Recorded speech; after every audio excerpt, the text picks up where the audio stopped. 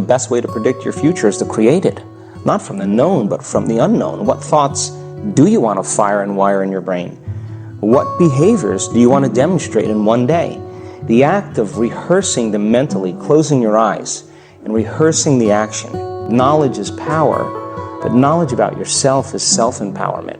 The moment you start feeling abundant and worthy, you are generating wealth. The moment you're empowered and feel it, you're beginning to step towards your success.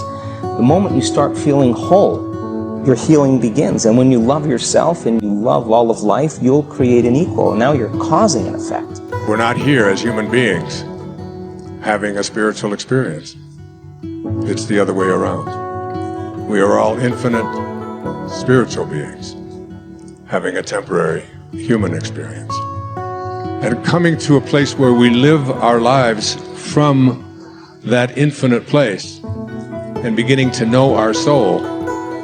As we sit here, this is my body, that's your body, this is my mind, that's your mind. There's no such thing as this is my life and that's your life.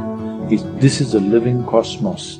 Everybody is free to capture as much as they want. If you capture substantial amount of life, your very presence will become a significant life. Otherwise, you will become a mediocre life. This is the important thing. It's not the knowledge you gather in your head, it's not the muscle that you gather in your body, it's the life. So whatever impact or success or reaching goals or growth or whatever you say, on one level in the physical world, it's about how well you harness your physiological and your psychological process. If you are little sensitive to life, you will realize you are the biggest issue in your life. So this is one thing that I'm trying to do with people, that you are never the issue in your life.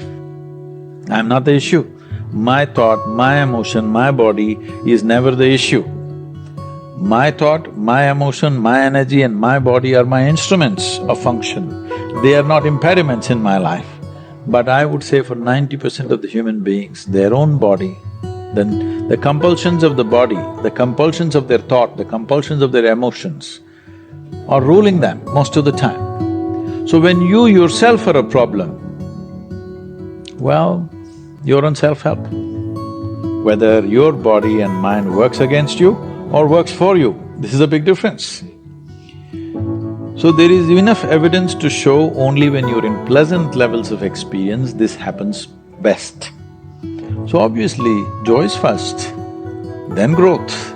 If you're joyful constantly and you have no fear of suffering because you understand all human experience comes from within you, and so you have managed to create the kind of experience that you want, now growth is possible unbridled.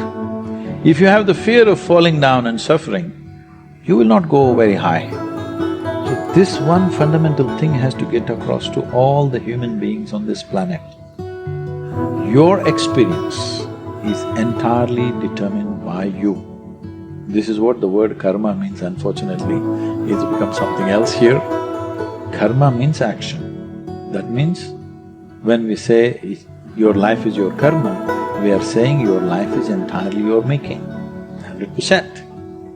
What happens in the world, there are many, many forces involved. What happens within me, it's 100% me. If you don't take charge of this, then you're an accidental life. When you're an accidental life, anxiety is very natural.